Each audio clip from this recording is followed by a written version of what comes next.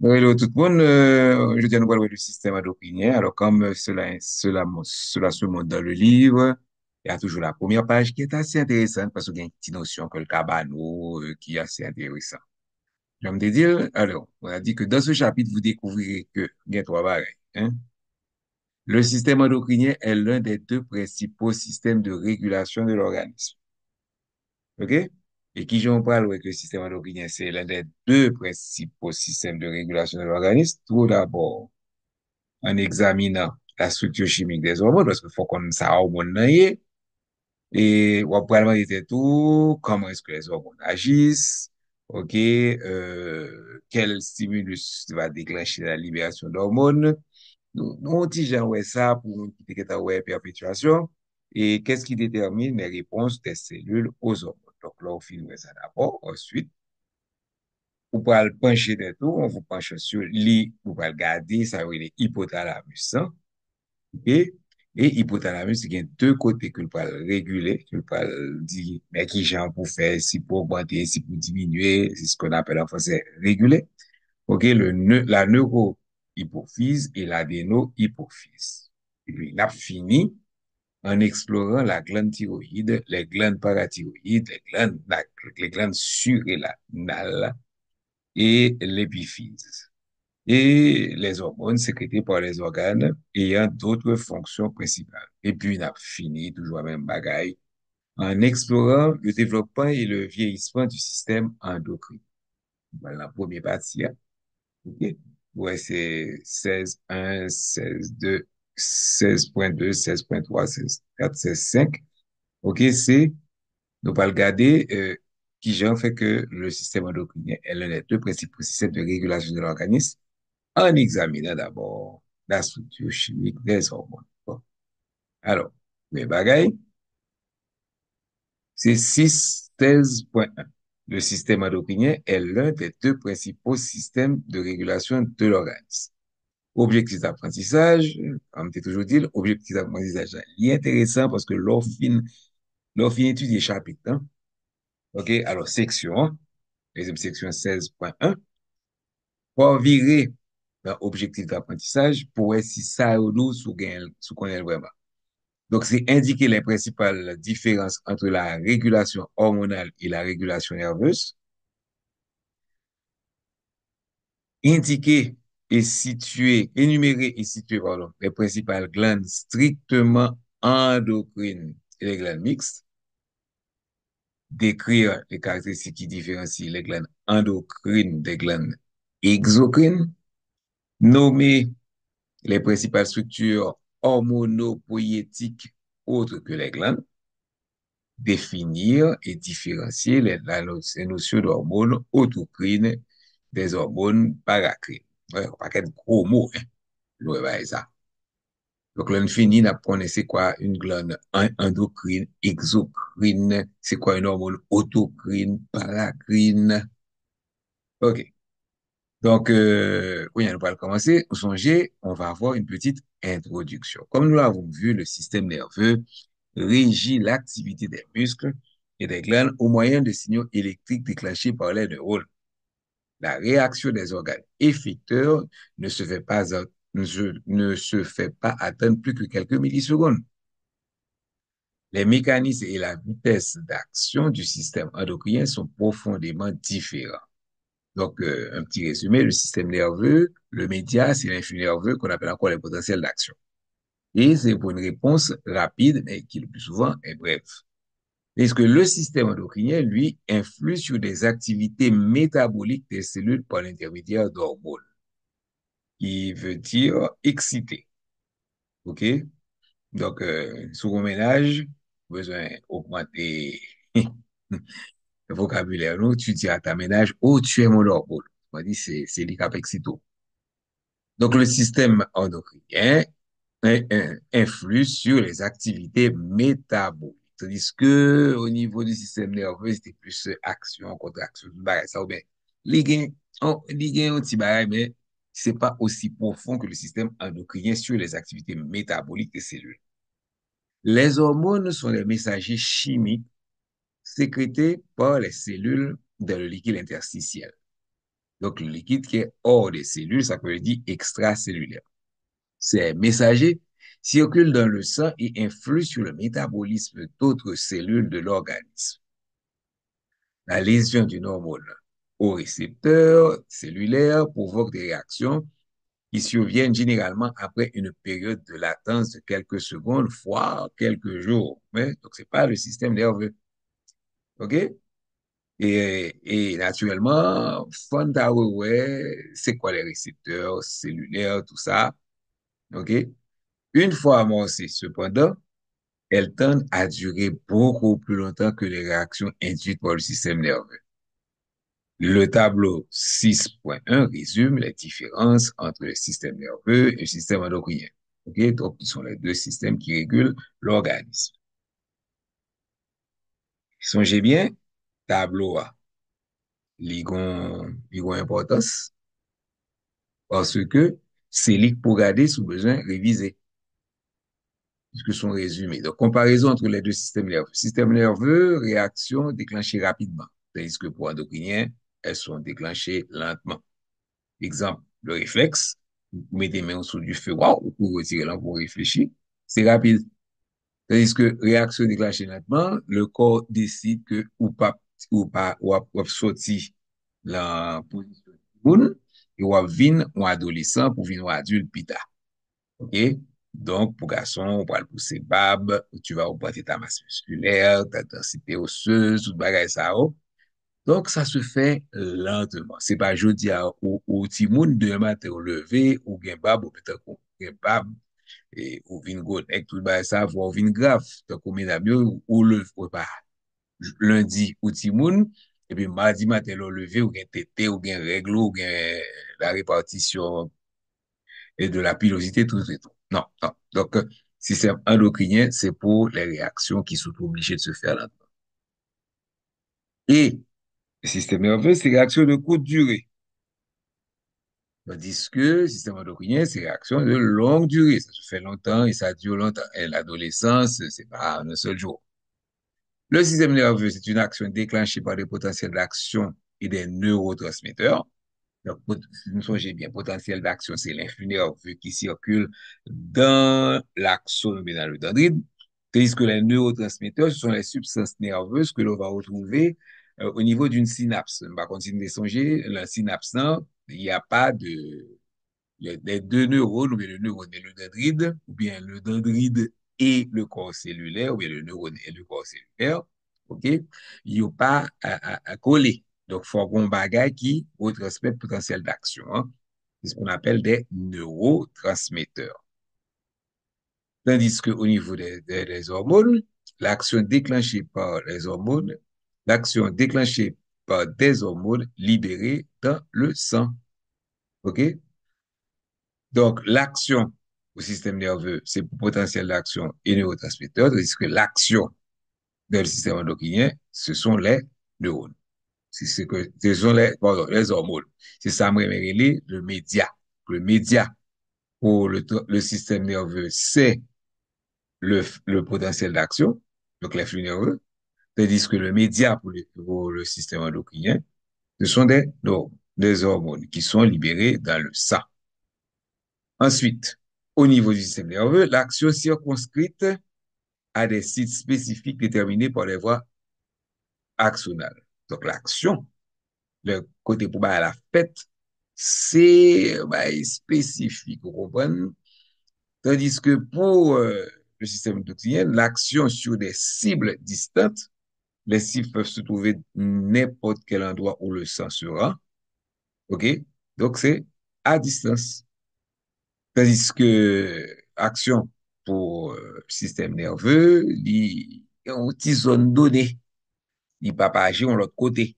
Parce que hormone, non, c'est plutôt un bagage que glande qui sécrète hormone nan, bien loin, il passe par le sang, et puis, donc, pas gain ça oui, en français, action circonscrite, un territoire qui est restreint, que l'on retrouve dans le système nerveux, ou pas rejoindre le système endocrinien.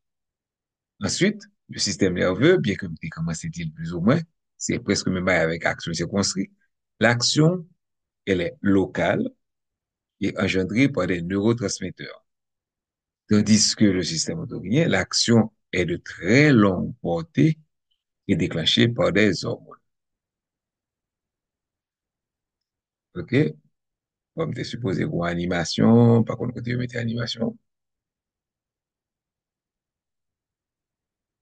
bon, me supposer peut-être que c'est dans l'autre page, hein.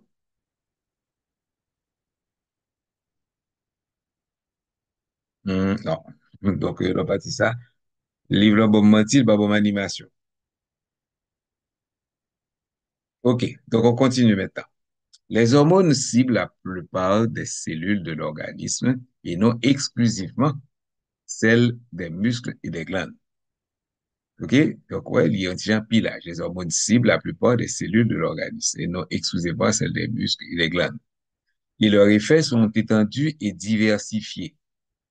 Les principaux processus qu'elles régissent et intègrent sont, donc, il y a beau territoire d'action des hormones, la reproduction, la croissance et le développement, le maintien de l'équilibre des électrolytes de l'eau et des nutriments dans le sang, OK? Donc, on peut dire l'homéostasie, si une parle dit équilibre, l'homéostasie des électrolytes, électrolytes, c'est les ions, OK, de l'eau, on compte ça, des nutriments, OK? La régulation du métabolisme cellulaire et de l'équilibre énergétique, OK? Donc, hormones, nan, c'est li k'ap fait telle fonction faite bien, telle fonction augmentée, telle fonction diminuée. La mobilisation des moyens de défense de l'organisme contre les facteurs de stress. C'est dire que le système endocrinien coordonne des fonctions à long terme. Il finit avec à long terme, voire la vie durant. L'étude spécifique des hormones et des organes endocriniens est appelée endocrinologie. C'est même devenu une spécialité médicale. Alors, comparativement aux autres organes, les glandes du système endocrinien sont de petites dimensions et d'apparence modeste. Mais à Pipiti-Pirène, leur influence est considérable. Contrairement à la disposition des autres systèmes de l'organisme, les organes du système endocrinien ne se sont pas regroupés. Ok, chacun cherche côté le bon, côté en forme, côté le pipi à l'aise. En effet, les glandes endocrines sont disséminées dans tout l'organisme. OK? Bon, alors, ça c'est référence au chapitre 4. Il existe deux types de glandes, les glandes exocrines et les glandes endocrines. Les glandes exocrines produisent des substances non hormonales, OK? Telles que la sueur, la salive, et sont dotées de conduits au moyen desquels elles acheminent leur sécrétion à la surface d'une membrane. C'est les glandes exocrines. C'est pas hormone. OK? Tandis que les glandes endocrines sont aussi appelées glandes à sécrétion interne. Et même, ils peuvent produire des hormones et ils n'ont pas gain conduit, puisque ça va aller directement dans le sang. Tandis que l'autre là, faut produire, par exemple, exocrine, faut le sortir pour arriver sur la peau, par exemple, pour la sueur, la muqueuse buccale, la salive doit sortir et aller dans les aliments. OK? On n'a pas ça pour les glandes endocrines. Et les glandes endocrines, elles vont libérer leurs hormones dans le liquide interstitiel environnant. Il y a tout expliqué ça, endocrine. Je dis endo à l'intérieur et crine, sécrétion. Donc, tout est ça. Exocrine le dit, exo à l'intérieur et crinène, excusez-moi, mon grec n'est pas en forme, qui veut dire sécréter. Et elles sont généralement, donc, endocrines, elles sont généralement pourvues d'un abondant drainage vasculaire, autrement dit, sanguin pour aller hormones, non?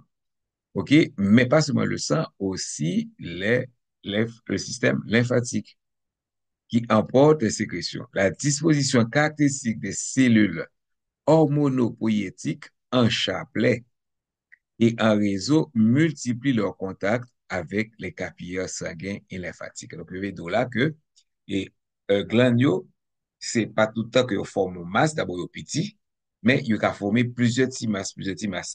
Et plus au petit, plus au bien l'ensemble, plus au bien dans le liquide lymphatique, et ainsi, OK, il a libéré produit plus facilement dans le sang et les lymphatiques. Les glandes endocrines sont l'hypophyse, la glande thyroïde, ok? Les glandes parathyroïdes, les glandes surrénales, la glande pinéale, ok? Et do aloué figure 16.1. Donc, figure 16.1, on a le chercher, figure 16.1. Le dos situation de quelques glandes endocrines. De haut en bas, donc en haut, dans la boîte crânienne, nous avons la glande pinéale, l'hypothalamus et l'hypophyse. Maintenant, au niveau cervical, on va avoir notre fameuse glande thyroïde, ok? Et puis ça qui est à côté de la glande thyroïde vous avez les glandes parathyroïdes, ça veut dire sur la face postérieure de la glande thyroïde, et le thymus, il y a une certaine particularité qu'on fait après. Au niveau des reins, au-dessus, sur les reins, on a les glandes surrénales, ok? Ensuite, le fameux pancréas. Alors, songez que chaque son système différent, hein? Ouais, au côté à côté, mais au pas même côté, non? OK? Et naturellement, pour la reproduction, nous allons avoir les gonades. Ovaires chez les femmes, testicules chez l'homme. Il y a là, vous finissez, ouais. Ça, je t'ai dit là, il y a là, retourner à côté de tes.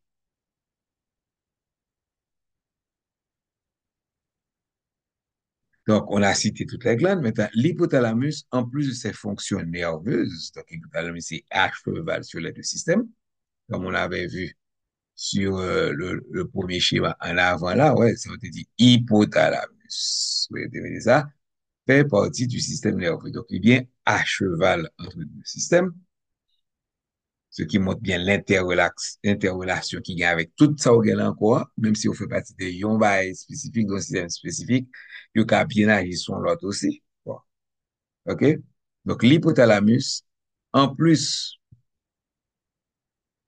de ses fonctions nerveuses, produit et libère des hormones, si bien qu'on peut le considérer comme un organe neuro-endocrinien. Par ailleurs, plusieurs organes, dont le pancréas, les gonades, ovaires chez la femme, testicules chez l'homme, et le placenta, renferment des tissus endocriniens et assurent d'autres fonctions. De nombreux autres organes contiennent également des cellules endocrines dispersées ou de petits groupes de cellules endocrines. Ouais, yo vin avec même bagage encore. Par exemple, les adipocytes, donc adipogressites, cellules graisseuses, libèrent de la leptine. Le thymus libère des hormones thymiques. On n'a pas réinventé là-haut. Donc, le thymus, hormones thymiques. On trouve aussi des cellules hormonopoïétiques dans les parois d'organes dont les fonctions principales sont tout autres que la production d'hormones, normalement, notamment l'intestin grêle, l'estomac, les reins et le cœur. Nous décrivons ces structures hormonopoïétiques dans la section 16.1 à la page 722. Donc, ouais, bah, les pages que nous viens pour le faire. Bon, on continue. OK? Selon certains physiologistes, les messagers chimiques locaux, c'est-à-dire les hormones autocrines et paracrines, feraient aussi partie du système endocrinien.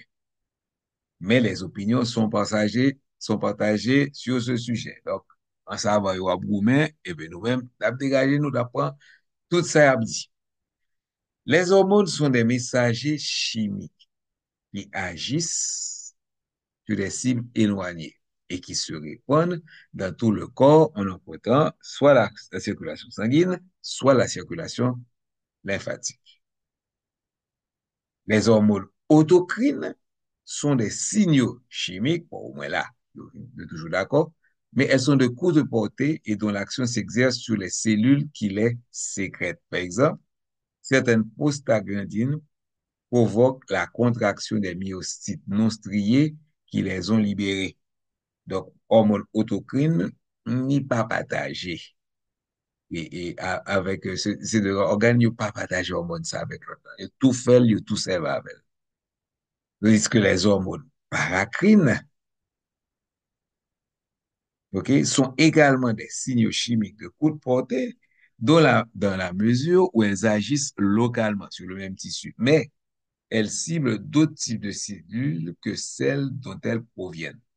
Ainsi, certaines cellules du pancréas produisent la somatostatine qui inhibe la libération d'insuline lorsqu'elle est sécrétée par une autre population de cellules pancréatiques. Mais pour qui ça? Je dis que il y a des gens qui peuvent émettre hormones autocrines et paracrines au niveau du système endocrinien parce que je trouvais que action est trop localisée. OK? Donc, autocrine, li sécrète el tout servi avec, OK? Tandis paracrine, ni sécrète el, OK? Mais li pas servi avec on l'autre genre de façon plus spécifique que autocrine. Là. Bon, on va continuer à comprendre ça. M'sia, j'espère. Et on a donc fini avec la première section. OK? Et naturellement, ou bien vérifier vos acquis. Bon, pas faire là avec nous. OK? Parce que vous avez la réponse à la fin du livre. OK? Mais si nous pas qu'à faire, donc, à relire petite section ça. Oui, par exemple, nous indiquer si chacune des caractéristiques suivantes s'applique davantage au système endocrinien ou au système nerveux. Rapide. Donc, ça, c'est pour nerveux. N'a pour effecteur que les muscles et les glandes. Ça, c'est pour nerveux. Régule la croissance et le développement. Ça, c'est pour endocrinien. Réponse de longue durée, ça, c'est pour endocrinien. OK? Donc, nommer les deux glandes endocrines situées dans le cou, au schéma tout le monde, OK? Glande thyroïde et glande parathyroïde. Quelle est la différence entre une hormone et une hormone paracrine? Hormone, les produits n'importe quel côté, puis ça circule dans tout le corps, tandis que paracrine, ça reste côté l'effet. OK? Maintenant, deuxième partie, 16.2. On va voir la structure chimique d'une hormone qui détermine son mode d'action. Donc, nous avons chimie, biochimie, que nous parlons ensemble. Objectif d'apprentissage, déterminer le terme hormone et expliquer la classification chimique des hormones. Bon, on fait un petit bac pour montrer nous ça me dit avant. Objectif d'apprentissage pour 16.1. Indiquer les principales différences entre la régulation hormonale et la régulation nerveuse. Donc, on est le gougnat. Nerveuse rapide, hormonale. Nerveuse rapide et brève, hormonale, c'est lente, mais continue. OK? Énumérer les principales glandes strictement endocrines et les glandes mixtes. Décrire les caractéristiques qui diffèrent les glandes endocrines des glandes exocrines. OK? Donc, endocrine et exocrine. Endocrine, c'est le sang. Exocrine, ça va dans un tube et ça vient à la surface soit d'une muqueuse, tout et tout. OK? Et nommer les principales structures hormonopoïétiques autres que les glandes et différencier différencier les notions d'hormones endocrines et d'hormones paracrines. Voilà. Donc, si nous voyons que ça, nous pas connaître, faut nous relire le texte, hein, parce que objectif d'apprentissage là, pas atteint. Bon, on a là notre cognac. Donc, la structure chimique d'une hormone détermine son mode d'action. Objectif d'apprentissage, définir le terme hormone et expliquer la classification chimique des hormones. OK? Donc, on va définir le terme hormone. OK? On se rappelle que hormone, ça veut dire excité et la classification chimique des hormones. Comment est-ce qu'on va qui on va le connaître, qui hormone, qui s'allie, l'un qui ça, l'un qui sont pas le mettre, tout et tout, c'est ce qu'on appelle la classification chimique. La structure chimique d'une hormone détermine l'une de ses propriétés cruciales, sa solubilité dans l'eau. En effet, cette propriété détermine son mode de transport dans le sang. Et le sang, c'est un milieu aqueux, on me dit un milieu essentiellement constitué d'eau.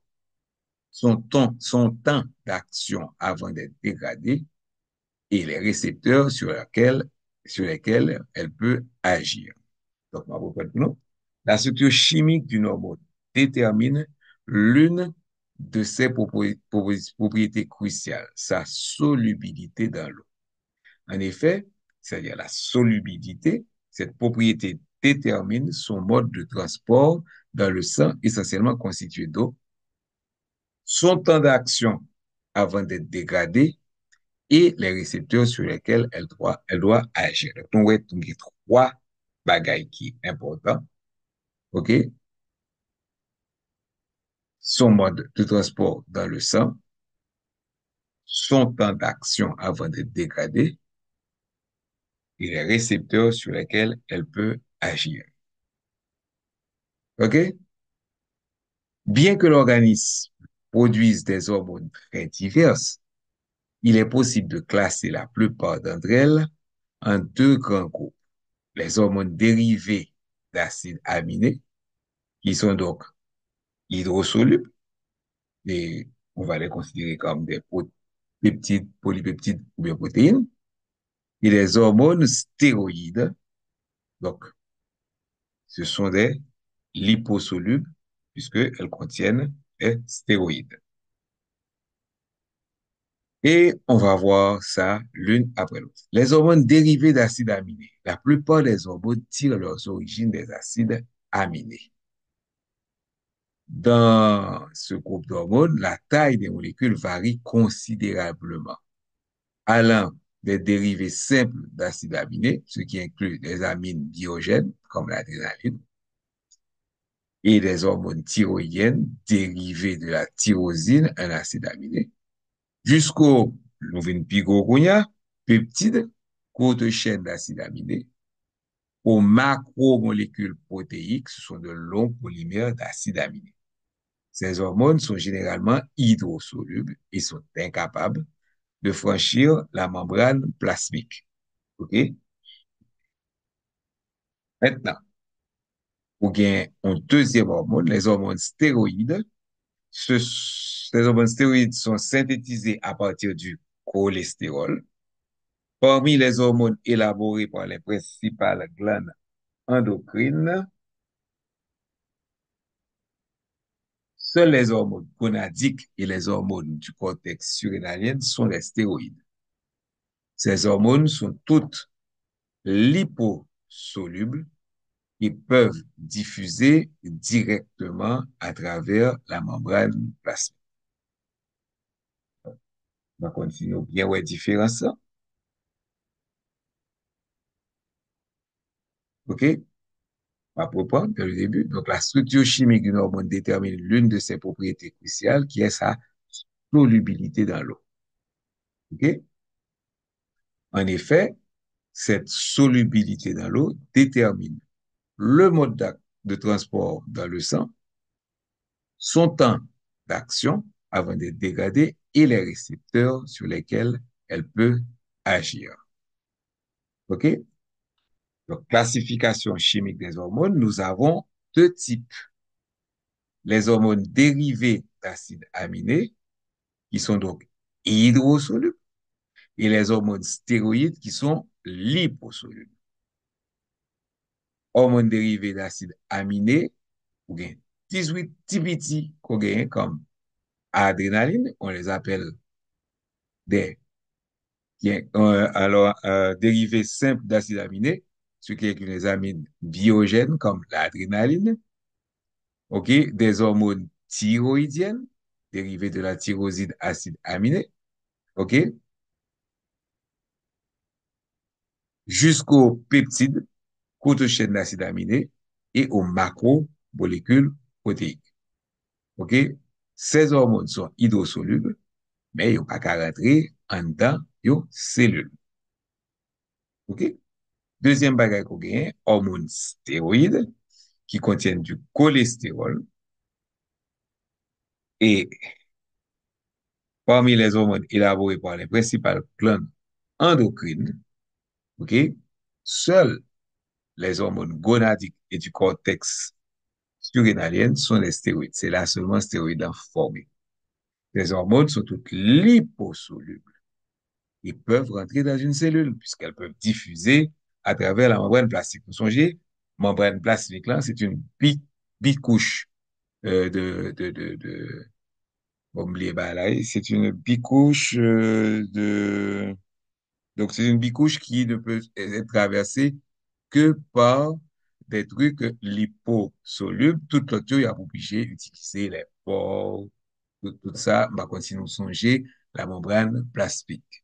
OK? Et maintenant, on va regarder l'animation puisque nous retrouvons la première animation, les hormones dérivées d'acides aminés. OK? On regarde ça au dessous.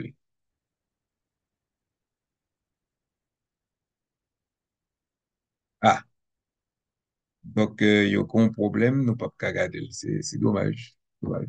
Bon, on continue puisqu'on ne peut pas regarder l'animation. Certains chercheurs ajoutent un troisième groupe à la classification, les eicosanoïdes. Oh, c'est assez difficile à prononcer. Donc, les eicosanoïdes qui comprennent les leucotriènes et les prostaglandines. Presque toutes les membranes plasmiques libèrent ces lipides biologiquement actifs, produits à partir de l'acide arachidonique, lui-même provenant de la transformation des phospholipides membranaires. Voici le terme que nous avons cherché pour la membrane bis-couche de phospholipides. OK. Ces leucotriènes sont des signaux chimiques qui interviennent dans le déclenchement de la réaction inflammatoire et de certaines réactions allergiques.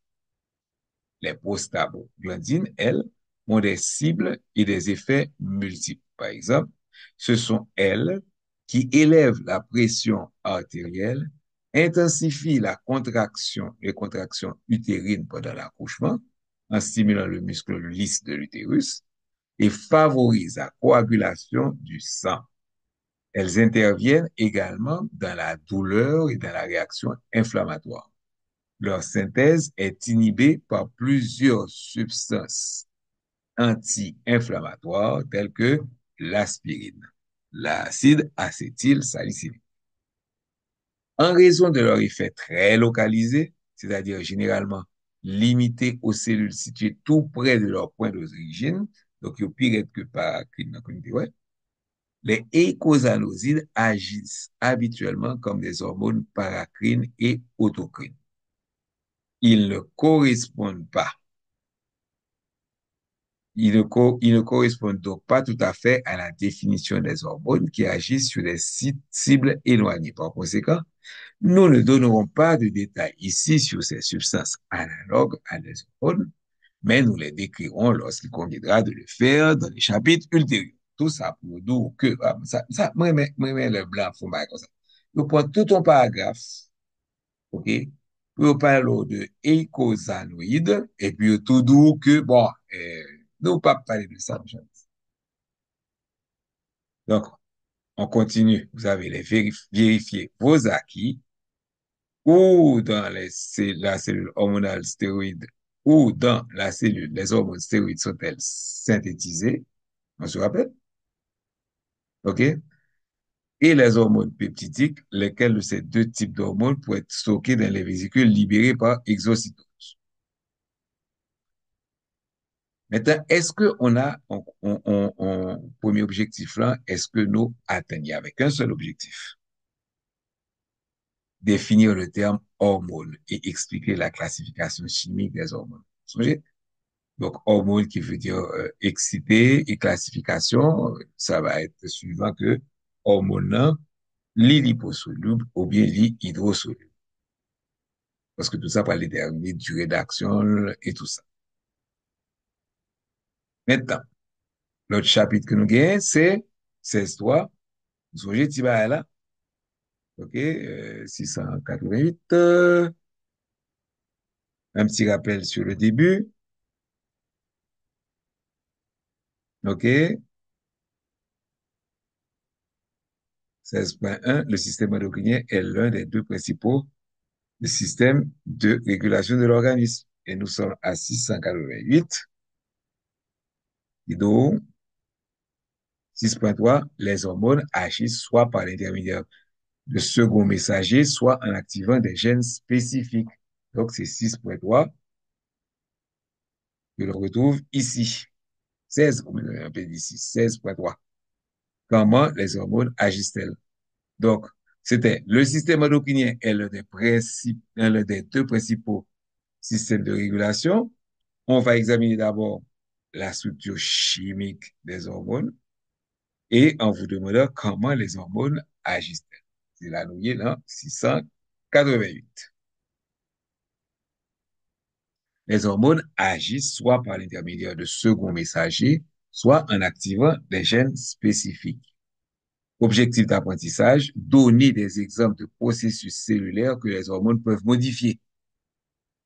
Et deuxième chose, décrire les deux principaux mécanismes d'action des hormones sur leur cible. Et on continue. Bien que les principales hormones atteignent presque tous les tissus de la circulation sanguine, leur influence ne s'exerce pas sur toutes les cellules, mais seulement sur celles ayant un récepteur pour ces dites hormones que l'on nomme donc cellules cibles. Les hormones agissent sur les cellules cibles en modifiant leur activité, c'est-à-dire en accélérant ou en ralentissant leurs processus normaux. La réponse particulière suscitée par l'hormone est fonction du type de cellule cible. Par exemple, les myocytes lisses des vaisseaux sanguins sont les seules cellules à se contracter à la suite de la liaison de l'adrénaline. Mais cette dernière agit également sur d'autres types de cellules cibles où elle exerce d'autres effets que la contraction. En général, une hormone produit au moins un des effets suivants. OK? Modification de la perméabilité ou du potentiel de repos ou des deux de la membrane plasmique suite à l'ouverture ou la fermeture de canaux ioniques. Stimulation de la synthèse d'enzymes et d'autres protéines dans la cellule. OK? Si cellule-là, c'est supposé sécréter une série de bagailles, donc, on a fait le sécréter plus ou bien sécréter moins. Activation ou désactivation d'enzymes, déclenchement de l'activité sécrétrice, stimulation de la mitose et de la méiose. Comment les hormones communiquent-elles à travers avec les cellules cibles, en d'autres mots? Comment couplent-elles leur liaison à un récepteur avec des réactions intracellulaires nécessaires pour produire l'action d'hormone? La réponse dépend de la nature chimique de l'hormone et de la situation des récepteurs cellulaires. En général, les hormones agissent sur leurs récepteurs d'une des deux factions suivantes. Donc, on parle de ça. OK? Donc, je reprends tout doucement, mais non pas plus excité. Donc, c'est donner des exemples de processus cellulaires que les hormones peuvent modifier. OK? Donc, ça, au-delà, c'est que hormone là, li agit à distance. Et bagay, cellule là qui pral sous la yo pral agir sur une cellule ça à distance et cellule ça yo relève cellule cible. Donc par contre si tout le monde suivant. Donc hormone il pral agir sur une cellule cible. OK? Et qui ça le pral fait sous cellule cible là? Il pral modifier, il pral changer jan que cellule ça doit fonctionner. Et principalement, soit il pral fait accélérer le processus, autrement dit, il pral faire ça tap fait plus, OK? Ou bien il pral diminuer, donc la travail moins. OK? Et qu'on y a, donc que suivant cellule cible, là, action pral particulière à cellule cible, là. Ça, c'est pareil qui plus ou moins logique. On va pas demander bah, on est à une glande de se contracter. Donc, par exemple, les myocytes lisses, myocytes, songez, cytes, myo, donc cellules musculaires lisses. Lisses, ça veut dire qu'ils ne dépendent pas de notre système nerveux volontaire. OK? Donc, les myocytes lisses, la réponse particulière au niveau des myocytes lisses, OK, des vaisseaux sanguins sont les seuls, c'est-à-dire que myocytes lui-même sont les seules cellules à se contracter lorsque le recevoir adrénaline. Bien que adrénaline ça, li pral agit sur l'autre cellule qui yo même yo pas gen pour yo contracter. C'est peut-être ça yo bon, différents effets qui ont hormone gen. Donc, li pral modifier la perméabilité ou du potentiel de repos de la membrane plasmique suite à l'ouverture et la fermeture des canaux ioniques. Donc, faut dans le référé sous membrane plasmique qu'on y a. OK? Li pral augmenter ou diminuer, donc li pral stimuler la synthèse d'enzymes et d'autres protéines de la cellule. OK? Par exemple, tu as les cellules de l'estomac qui sécrètent de l'acide. OK? Son hormone qui pral dire cellules ça, allez, fais acide, fais acide, fais acide. OK? Ou bien si c'est yon glande qui a sécrété euh, des enzymes. OK? An ki jan hormone sa pral agit ou sou selul sa, li pral aktive ou dezaktive enzim nan, paske nou sonje, sa ou te konre le koenzim. Donk selul nan ka sekrete yon enzim, men enzim sa poko aktif. Donk, gagon hormone, ki pral fe selul sekrete yon prodwi, ki pral aktive enzim nan. Hormone nan tou pral provoquer chez la cellule cible le déclenchement de l'activité sécrétrice. OK? Ou encore, li pral faire organe côté li a augmenter la mitose. Ou encore, si c'est mon bagage de reproduction, augmenter, simuler la méiose. OK? Kounya, nous venons à l'autre chapitre là, comment les hormones communiquent-elles avec leurs cellules cibles? Donc, je te dis, qui ça hormone nan pral provoquer au niveau de cellules cibles? Donc, il y a un moment qui jan il pral fait ça. OK? Et nous connaît que ces hormones nan, il pral vin fixer sur un récepteur de cellules cibles.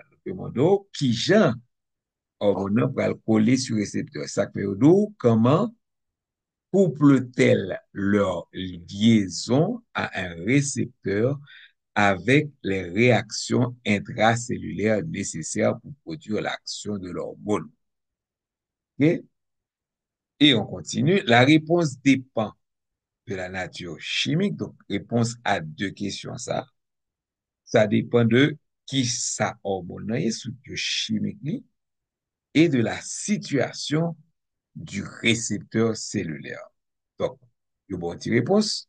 Et qu'on y a, il y a pas bon exemple. En général, les hormones agissent sur le récepteur d'une des deux façons suivantes. Ou bien, un, alors, oui, vas-y. Les hormones hydrosolubles. Songez que façon hormone nan ka réagit, durée d'action, tout bagay sa ou, il va venir dépendre de s'il soluble ou pas. Donc, les hormones hydrosolubles, toutes les hormones dérivant de l'acide aminé, sauf les hormones thyroïdiennes, agissent sur les récepteurs de la membrane plasmique. Normal, il pas qu'à rentrer en dans cellule. Ces récepteurs sont couplés par l'intermédiaire de molécules régulatrices appelées protéines G à au moins un second messager intracellulaire qui entraîne la réaction de la cellule cible à l'hormone. OK? Donc, deux façons suivantes. Ça pas qu'à traverser membrane là, les hormones hydrosolubles, et puis autour du rouleau que ça contient des acides aminés, sauf les hormones thyroïdiennes. Donc, comme il n'est pas qu'à rentrer en dans cellule, il peut agir sous membrane plasmique. OK? Mais ces récepteurs-là, OK? Non seulement il peut avoir une action lorsque ils viennent coupler avec hormones, OK? Mais yo ka recevoir un lot produit régulateur qui aurait les protéines G, OK, que ou joignent, et ça va entraîner la réaction de la cellule cible de l'hormone. Tandis que les hormones liposolubles, hormones stéroïdes et thyroïdiennes, agissent sur des récepteurs à l'intérieur de la cellule, puisque eux-mêmes, ils ont traversé la membrane plasmique. Donc, ces mécanismes sont faciles à comprendre si on pense aux propriétés des substances chimiques qui leur permettent de traverser la membrane plasmique. Les récepteurs des hormones hydrosolubles se trouvent à la surface de la membrane plasmique parce que ces hormones ne peuvent pas pénétrer, ça me dit nous, ne peuvent pas pénétrer dans la cellule en raison de leur faible solubilité dans les composants lipidiques de la membrane plasmique.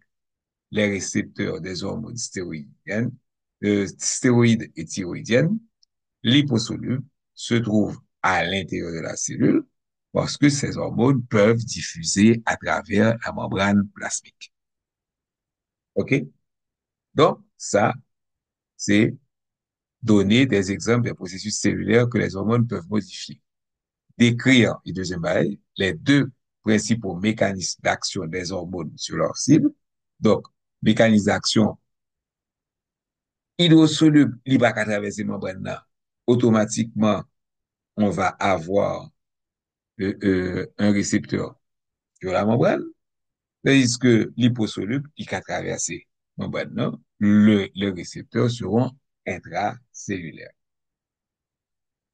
Notez là, 16.3, les hormones agissent soit par l'intermédiaire de second messagers, soit en activant des gènes spécifiques. Donc, vous commencez ouais ça. Les hormones agissent soit par l'intermédiaire de second messagers, OK? Soit en activant des gènes spécifiques. Donc, est-ce que, nous parlons, gènes spécifiques, c'est à l'intérieur de la cellule. Donc, est-ce qu'il y a des hormones hydrosolubles qui vont agir au niveau des gènes spécifiques? Ça, c'est pas sûr. Donc, 6.3, nous comprenons un bagay, un petit parti ça que nous, en quelque sorte, c'est une introduction. Et on va gagner des sous-secteurs. Vous savez, on dit 6 à la place de 16. 16.3, et maintenant, on va gagner premier parti dans 16.3, après introduction que nous faisons, voilà, c'est le 16.3.1. Les récepteurs de la membrane plasmique et second messager. Vous songez, membrane plasmique, il y a des récepteurs, il y avait des seconds messagers. OK? Donc, 16.3.2 qui s'alliait. Regardez. Ah, il est bien loin. Bon, voilà. Récepteur intracellulaire et activation directe des gènes. Donc, premier, nous parlons comment est-ce que les hormones qui ne peuvent pas traverser la membrane, donc les hormones ça, hormones hydrosolubles, qui j'ai agi au niveau de la membrane, et on pourrait regarder ça, second messager, tandis que l'autre là, qui a traversé la membrane là, il pourrait agir de préférence au niveau des gènes. Et ça va être la deuxième section du 16.3. Donc, pour ne pas faire trop long, je vais finir pour cette vidéo-là. On va finir avec le 16.3.1 qui sont les récepteurs de membrane plasmique et second messager. Mis à part les hormones thyroïdiennes, toutes les hormones, parce qu'on a vu que les hormones thyroïdiennes sont elles-mêmes liposolubles, donc mis à part les hormones thyroïdiennes, toutes les hormones dérivées d'acides aminés hydrosolubles agissent par l'intermédiaire de second messagers intracellulaires produits par la la liaison des hormones aux récepteurs de la membrane plasmique. Vous connaissez bien l'un de ces seconds messagers, C'est l'AMP cyclique qui est utilisé par les neurotransmetteurs et par des récepteurs, les récepteurs olfactifs. OK? Donc, toutes les hormones dérivées d'acide aminé agissent par l'intermédiaire de seconds messagers qui ont même intracellulaires produits par la liaison des hormones aux récepteurs de la membrane plasmique. Si moi comprends bien, lorsque hormone pral vin fixe en dehors de cellules, OK? Li pral obligé provoquer l'activation d'un second messager en dans cellule là. OK? Pour avoir l'action. Yo yon nan second messager que nous connaissons, c'est AMP cyclique. Parce que nous songeons, il dit que hormone nan plutôt, li pral gon réaction, li pral agir sur la cellule. Donc, comment est-ce qu'une neurone, une hormone, pardon, regarde, moi, c'est fatigué, comment est-ce qu'une hormone qui ne rentre pas dans la cellule peut changer le fonctionnement de la cellule? C'est ce qui arrive pour les hormones hydrosolubles. Parce que les hormones hydrosolubles, en se fixant sur le récepteur, je ne dis là, OK, ils vont donc agir par des seconds messagers à l'intérieur de la cellule. On continue. Mécanisme de la signalisation lié à l'AMP cyclique. Donc, il parle pas AMP cyclique comme exemple de second messager pour expliquer qui j'en fait que hormone qui pas qu'à entrer en dans cellule que pourtant il doit provoquer une transformation. Ah, OK, agit. Donc, il finit avec AMP cyclique.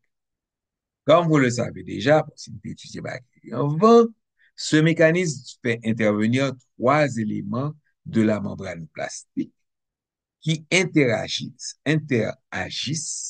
pour déterminer la concentration intracellulaire d'AMP cyclique. Il s'agit du récepteur de l'hormone, d'une protéine G et de l'enzyme effectrice, l'adénylate cyclase. Heureusement pour nous, la figure 16.2 existe et présente les étapes de ce mécanisme. OK? 1.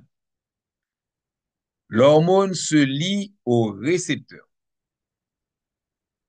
L'hormone considérée comme le premier messager se lie au récepteur sur la membrane plasmique. Regardez schéma 1. OK? Donc, petit boulot rosa, c'est l'hormone.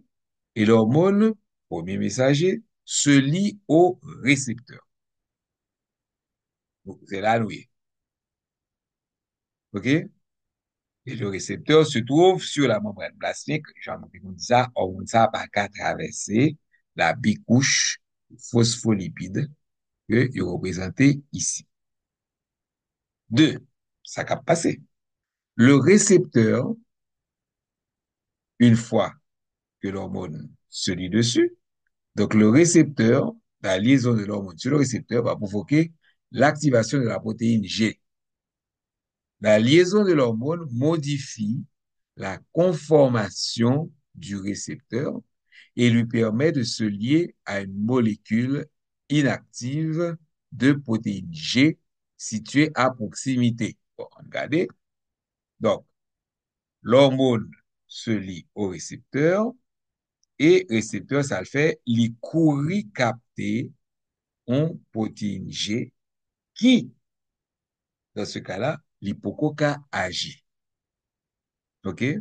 Une protéine inactive G située à proximité. Kounya.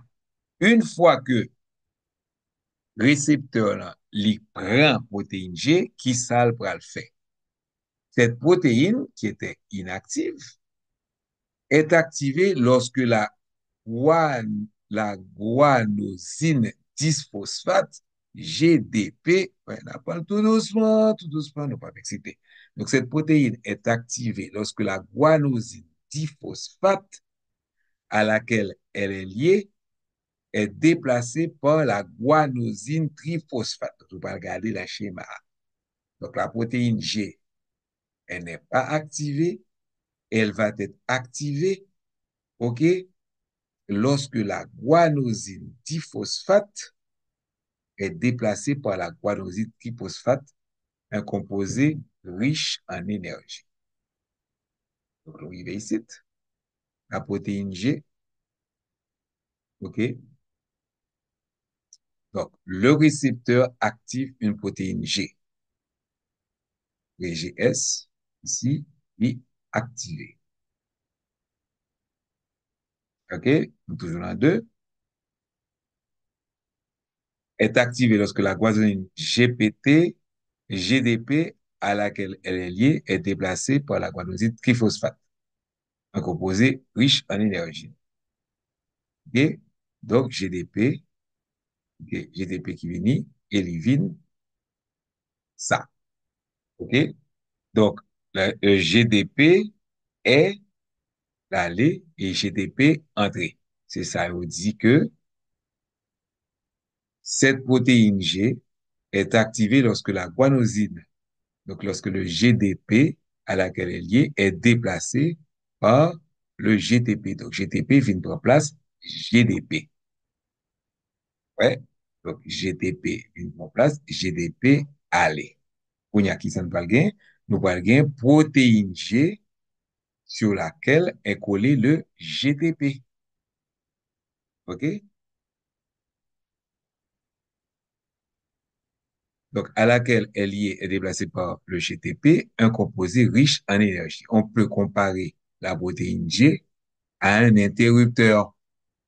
Le courant qui est coupé quand elle est liée à la GDP passe quand elle est liée à la GTP. OK? J'espère tout le monde là, tout le monde a suivi. Il y a trois qui s'accouent, qui s'acrivent. La protéine G active l'adénylate cyclase. Tout doucement, n'a fin pas arrivé. Donc, la protéine G active, qui j'en protéine G active vini, parce que GTP a remplacé GDP. Donc, cette protéine avec GTP1, li pral activer l'adénylate cyclase. Côté adénylate cyclase, meni. OK? Donc, li pral activer l'adénylate cyclase. Kounya, ça peut arriver.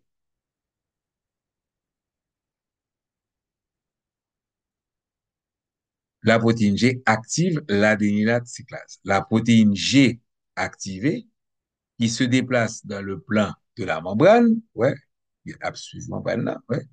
La protéine se déplace dans le plan de la membrane. Il n'est pas rentré dedans, il n'est pas allé dehors. Il se déplace dans le plan de la membrane. OK? Se lie à l'enzyme effectrice qui est l'adénylate cyclase. Ainsi, c'est là que ça se lie à l'adénylate cyclase. Certaines des protéines G stimulent l'adénylate cyclase, comme l'illustre la figure 16.2. Donc, on trouve la donne. Mais d'autres GI, parce que vous avez GS, vous avez une protéine GS, et vous avez d'autres protéines GI l'inhibe. OK? Donc, certaines protéines G, GS, stimulent la cyclase, mais d'autres protéines GI l'inhibent. Ensuite, la GTP à laquelle la protéine G est liée est hydrolysée en GDP. Donc, il va disparaître.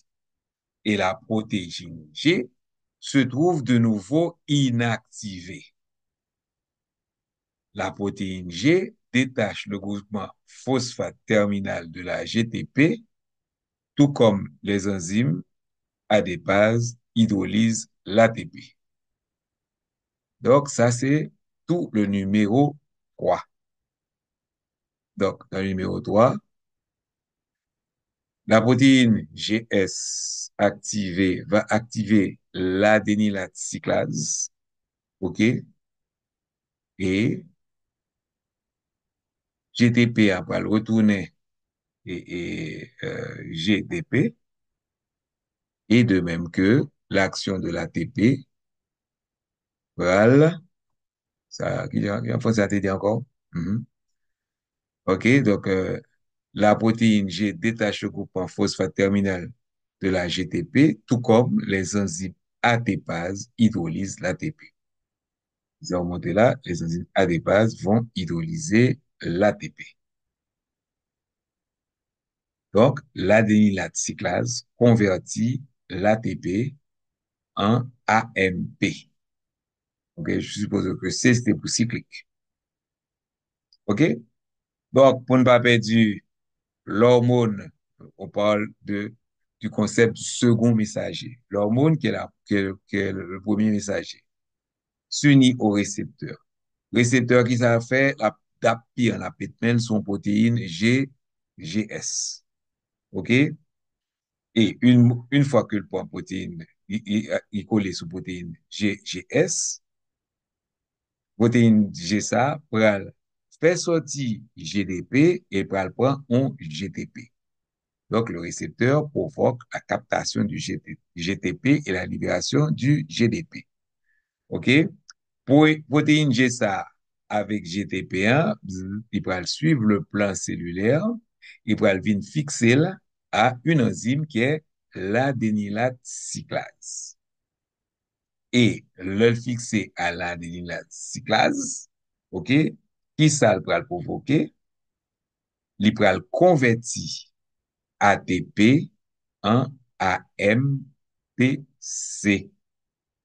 OK? Et là, il fait ça, il va venir désactiver, autrement dit, il va perdre petit groupement GTPA et puis il va reprendre un ADP, un GDP. Bon, il ne va pas montrer ça pour schéma ça.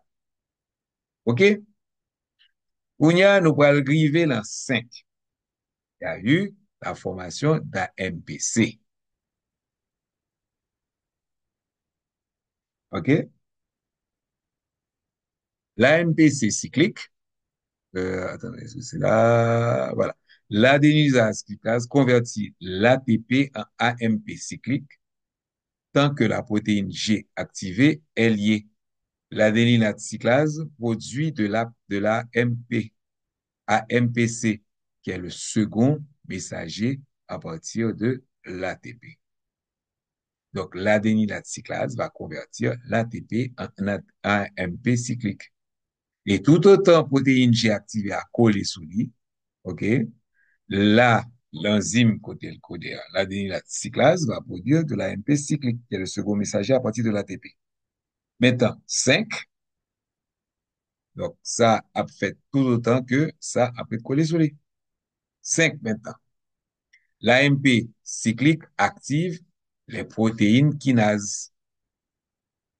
OK?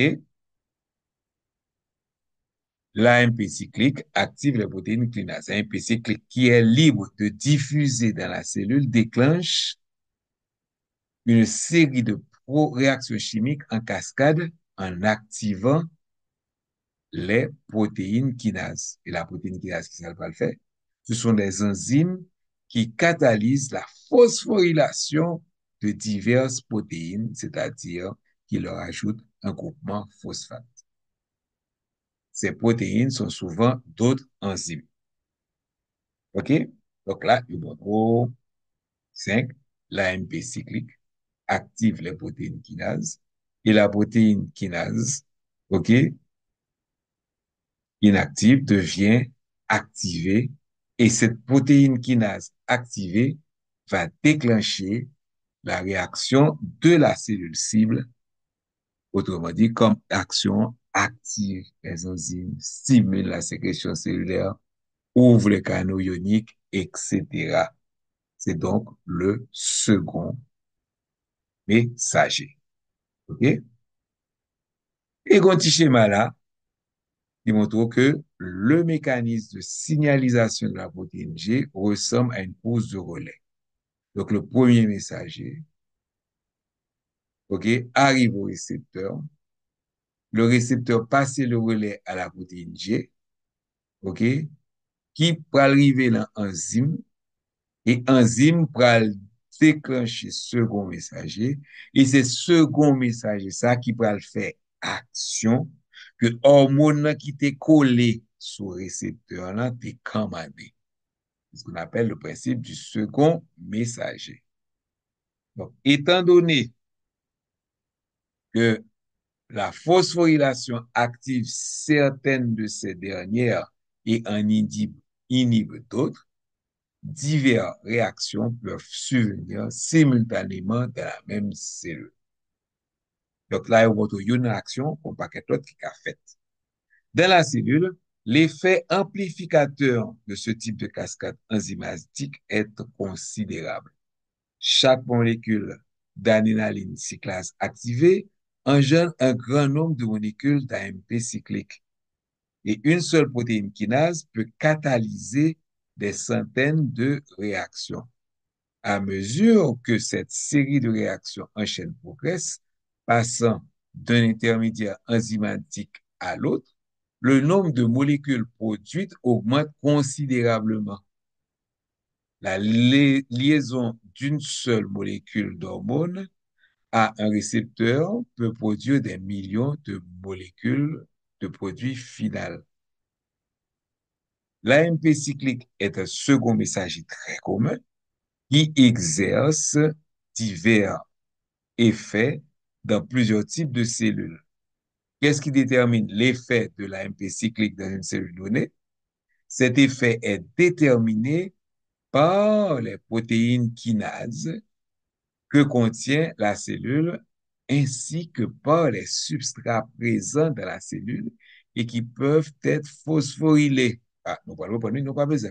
Par exemple, une hormone qui augmente la production d'AMP cyclique dans les cellules thyroïdiennes déclenche la synthèse des hormones thyroïdiennes. Et une hormone qui augmente l'AMP cyclique dans les cellules hépatiques active des enzymes qui dégradent le glycogène, libérant le glucose dans le sang. Comme certaines protéines G n'activent pas l'adénylate cyclase, mais au contraire l'inhibent, elles réduisent la concentration cytoplasmique d'AMP cyclique. Ainsi, des variations parfois infimes des taux d'hormones qui ont des effets opposés sur le taux d'AMP peuvent moduler l'activité d'une cellule cible. La durée d'action de l'AMP cyclique est brève parce que la molécule est rapidement dégradée par la phosphodiesterase, une enzyme intracellulaire. Cela pourrait sembler problématique à première vue, mais il n'en est rien. Grâce à leur effet amplificateur, la plupart des hormones dérivées d'acides aminés provoquent des résultats en très peu de temps et la rapidité d'action de la phosphodiesterase fait en sorte qu'aucune régulation extracellulaire n'est nécessaire à la cessation de l'activité. C'est la présence continuelle des hormones qui entraîne une activité cellulaire ininterrompue lorsque cela est nécessaire. OK, donc on va reprendre un paquet de bagailles. OK? Tout simplement qui ça veut dire que lorsque hormone li agit sur le récepteur et que la cascade, les mécanismes de signalisation ressemblent à une course au relais, j'en ai montré nous sous ça. Et qu'on finit avec second messager en lui-même, il peut provoquer un paquet formation, un paquet de produits à l'intérieur de la cellule. Mais donc, en fin de compte, même hormone ça, le taux de concentration de l'hormone, qui a fait que, au lieu que il sécrétait en protéine Au lieu que li activer en protéine G, li ka désactiver le tout. C'est ça, yodo là. OK? Et à l'intérieur même de cellules là, il y a des produits qui peuvent désactiver formation que hormone, formation de produits que hormone a provoqué. Ce qui fait que, ou pas besoin qu'on l'autre hormone pour stopper formation produit ça, parce que il y a autorégulation à l'intérieur de la cellule. OK? Donc, c'est tout ça, yo dit dans ça. Donc, on parle relire, nous, une petite explication comme des bails. Bon, si vous voulez, comme nous, on va relire ça.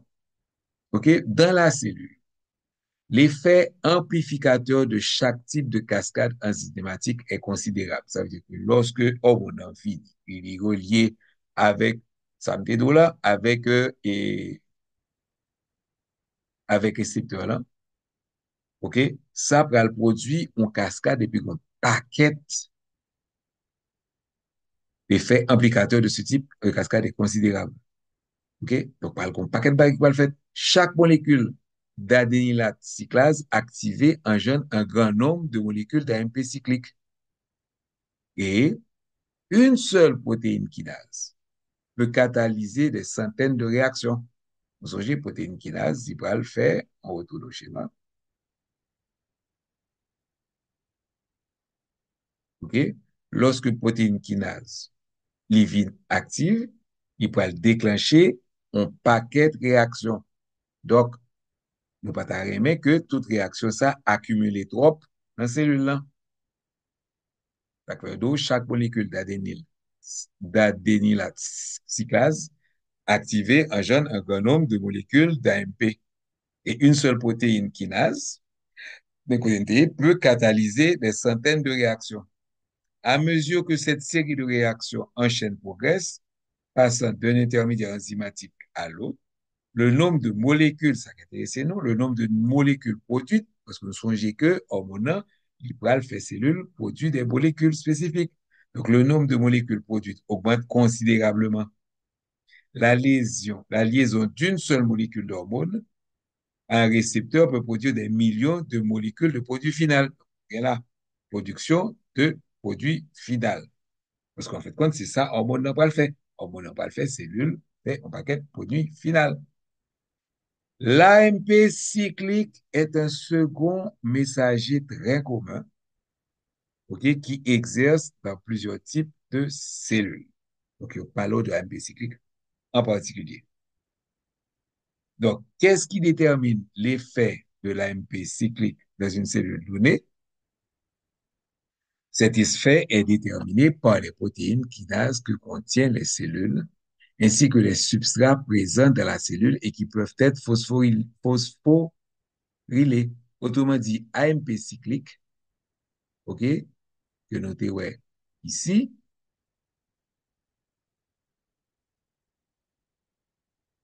AMP cyclique, li pral activer les protéines kinases. Mais qu'on y a AMP cyclique ou ka rejoindre là plusieurs types de cellules et suivant type de cellules, activation protéine kinase ça, OK, li pa bay on formation de produits final différents. Ça veut dire là. L'AMP cyclique est un second messager très commun qui exerce divers effets dans plusieurs types de cellules. Et question, donc, qu'est-ce qui détermine l'effet de l'AMP cyclique dans une cellule donnée? Pour qui ça, AMP cyclique a produit, tel produit final dans une cellule et tel autre produit final dans l'autre. OK? Et donc, ça dépend justement des protéines kinases que contient la cellule, ainsi que l'autre produit que protéine kinase pral activer qui dans la cellule et produit ça qui peuvent être phosphorylés. Et puis, bon, un exemple, une hormone qui augmente la production d'AMP cyclique dans les cellules thyroïdiennes, OK, va déclencher la synthèse d'hormones thyroïdiennes. Tandis que une hormone qui augmente la MP cycline dans les cellules hépatiques, ils parleront l'autre effet. Ça va activer les enzymes qui dégradent le glycogène, libérant le glucose dans le sang. OK? Et puis, mais comme certaines protéines G n'activent pas l'adénylate mais au contraire l'inhibent, elles réduisent la concentration cytoplasmique d'AMP cyclique. À ce moment-là, il y aura moins de produit final à être formé. Il y a des variations parfois infimes des taux d'hormones qui ont des effets opposés sur le taux d'AMP cyclique peuvent moduler l'activité d'une cellule cible.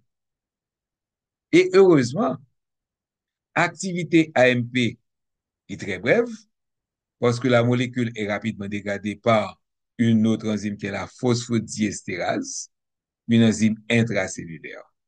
OK?